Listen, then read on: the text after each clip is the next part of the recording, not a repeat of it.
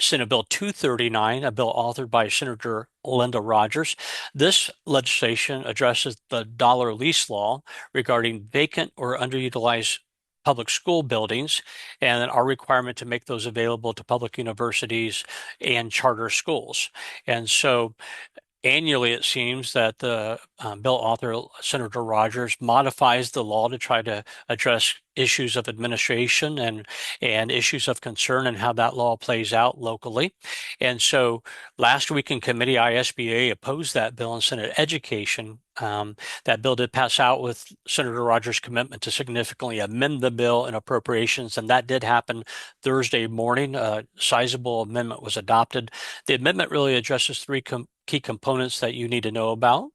First, that school corporations must complete a lease or sale of a vacant school building to a charter school or post-secondary educational institution within 30 days of a final unappealable court order. And the introduced Bill 287 required the lease or sale of the building to be completed within 10 days. At our request, that timeline's been expanded now to 30 days. The second part of the amendment was that if a school corporation does not meet this requirement of the 30-day transfer, the charter school could file a civil action to seek injunctive relief and liquidated damages in the amount of $10,000 per day. What a sizable fine for each day beyond the 30-day period that we haven't complied with the transfer.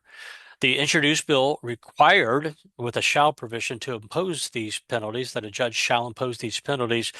The amendment changes the word shall to a may. And then the third key component of the amendment is that it will require school corporations to include in the lease or sale of a building the fixtures of the building and also the property directly adjacent to the building, such as parking lots, playgrounds, and athletic fields.